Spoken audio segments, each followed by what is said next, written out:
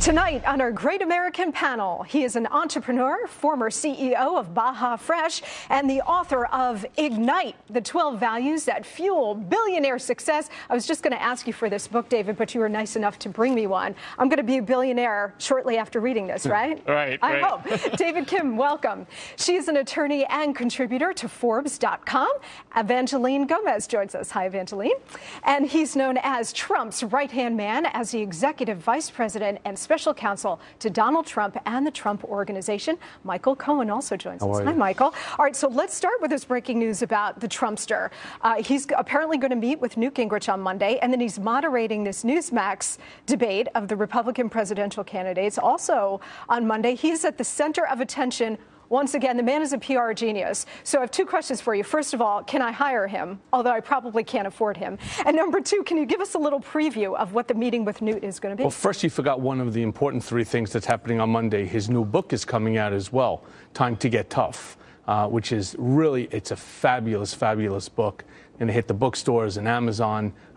Really interesting, easy read, but phenomenal book.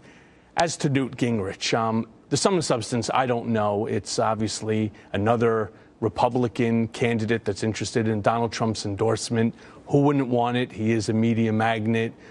He's got a big pocketbook, was recently disclosed, a $7 billion net worth. And on top of that, he's got a lot of rich friends, so it helps to move a campaign forward. I noticed that you didn't answer my question as to whether or not I could hire him for free, for PR. It could be tough. Maybe we can negotiate. Evangeline, what do you think about this debate on Monday? Now, John Huntsman, and Michael, you'll correct me if I'm wrong, but Huntsman said he's the only one so far who is not going to participate. As far as I know, the others will be there on Monday. What do you think? What kind of impact, Evangeline, do you think this will have? Well, I don't think it's going to have the impact that Newt wants, and that's to gain independent voters. He's going to be in town to kiss the Donald's ring, but let's remember, Newt is an incredibly radical, divisive political figure. He was fined $300,000 by the House. He was kicked out as House Speaker by his own party, and he's a perennial flip-flopper. 1 minute he believes in global climate change, the next minute he doesn't. But don't you think he's parried these criticisms pretty well? No candidate is perfect, and certainly Barack Obama on the other side has like a Louis Vuitton set of baggage. Monica, first he's for Obama's health mandate, then he's not. He's all over the map. Well, we'll see, because the Republican voters, conservative voters, independents are going to come out over the next few months and make a decision. David, what's your view of Newt Gingrich's rise, a meeting with the Trumpster on Monday? What do you think is going on here? Can he sustain the momentum?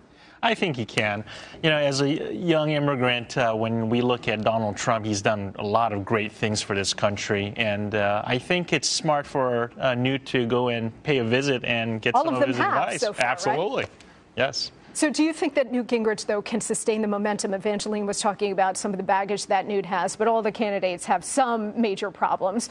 Do you think he can keep this up? Well, if anybody can rub some shoulders with the great Donald Trump, I think anything's possible. There is going to be a bit of hair competition, Michael, on Monday between Newt and the Donald. Forget about the hair thing. The bottom line is, Trump is a very important player right now in the GOP. Everybody, you're right, has come up, except for Huntsman. I don't really know. I know Mr. Trump has a lot of respect for John Huntsman, his family, and so on, but they did never meet. I think he is the only one. Why, that, I don't know. But it certainly makes sense for Newt to pay the visit up to Trump Tower. Mr. Trump is a very loyal friend, and if, in fact, that he gets the endorsement of Trump, it will certainly make his campaign election or run for presidency very easy. Evangeline, we've got this debate coming up on Monday, this Newsmax debate, and then Fox News is going to do another debate, I think, on December 15th. There are a couple of other debates that are going to happen. Do you think voters have somewhat of debate fatigue, that voters are saying, let's get on with this already, I want to make a decision and cast a vote? Not at all. These debates have been very entertaining, and I think people look forward, Democrats and Republicans alike are looking forward to these debates because it's really keeping the issues out there and allowing them to make a decision. And it really has nationalized the race much earlier than we've seen in previous election years. Okay, guys, please stand by. More with our Great American panel right after the break. Sit tight.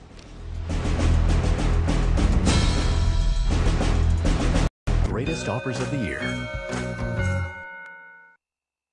And we continue now with our great American panel. I just want to make a correction. The debate that Donald Trump is moderating is December 27th. December 27th. Not on Monday. And it's in Des Moines, Iowa. Okay, great. All right, guys, let's turn our attention to the stalemate over the payroll tax cut. This big debate going on in Congress about extending this payroll tax cut. A lot of Republicans, David, are arguing that it should not be extended for two reasons. One, because it's decimating Social Security, as if there really is a trust fund that's solvent, which is not true, but also because it's temporary. And when you extend a temporary tax cut, you know, they're trying to do a stimulus in the form of this. But when it's temporary, it doesn't remove any uncertainty from the economy and therefore doesn't really stimulate anything. Your thoughts? Well, I'm all for people working hard to keep their money. It's not the government's money. It is, our money. But I'm all for making sure that any cuts, any tax cuts are fine. But the problem is we have to control spending. And if we can cut on spending and instead of taxing in other areas, then we can solve this issue. Problem is we don't have leadership right now. And the leadership needs to come in and really guide the American public where it should be going to. And the problem that I continuously see is that, yes, we want to stimulate the economy and we have other ideas how to do it. But, I have a very simple idea. Why don't we shore up more of the banks and have the banks lend to small businesses, because small business, after all, is the foundation and the banks backbone. aren't loaning. Well, they're not loaning because they're getting so many pressures from the government and the governments they're actually very scared that if they don't loan properly, they're going to be taken over by the government. Evangeline, you agree? The issue is that most American voters, Republicans and Democrats alike, and small business owners want an extension of the payroll tax cut. Republicans are treading some tough waters here. They're playing Russian roulette because if it doesn't pass, they're going to feel the heat come November. So don't you think, though, that the Republicans, if they were smart, and this is a big if, but if they were smart, that they would call the Democrats' bluff on this and say, okay, you want an extension of the payroll tax cut. Let's make it permanent. You say you want it. Let's make it permanent. Remove the uncertainty from the economy. And then put the Democrats in the box and force them to vote that down. As Moody's indicated, if we would not have had the payroll tax cut last year, we would have been in a deeper recession. Yeah, but this uncertainty. I'm not buying it. The problem is Republicans and Democrats must get together and they have to make a deal. Something what Trump talks about all the time. They have to have leadership that could get them to negotiate, come to the table, and put together something that makes sense for the American people. Another thing Trump talks about a lot is, why are we constantly attacking and looting Social Security? What you should do is tax China.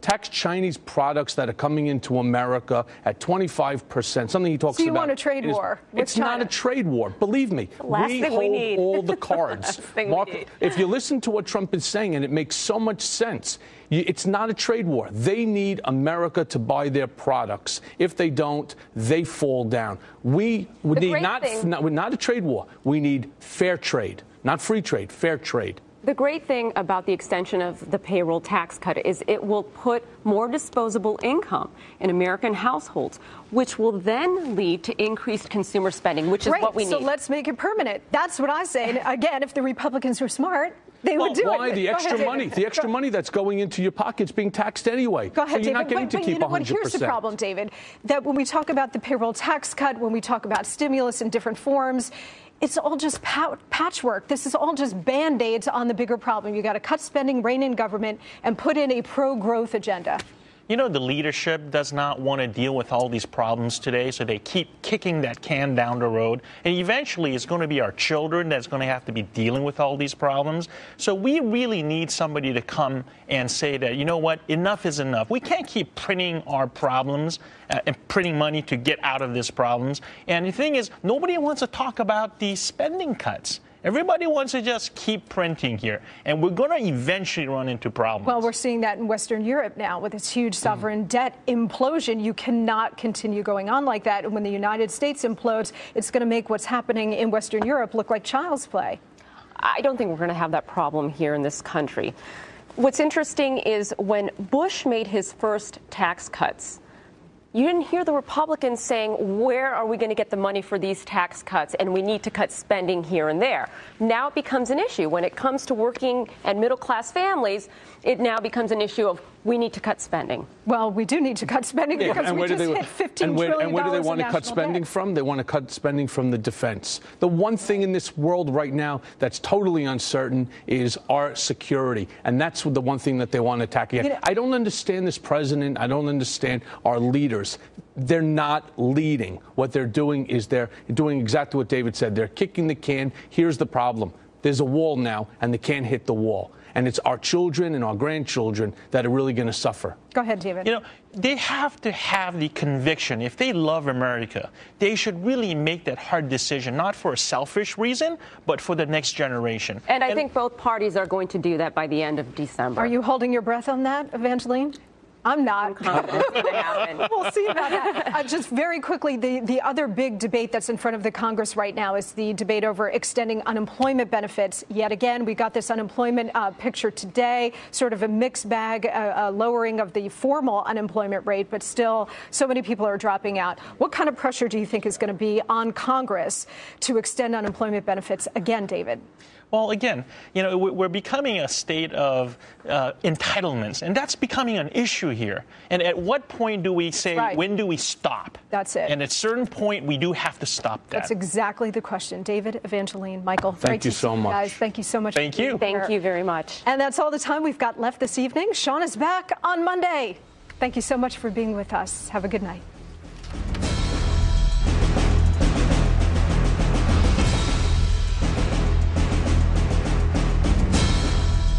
Former House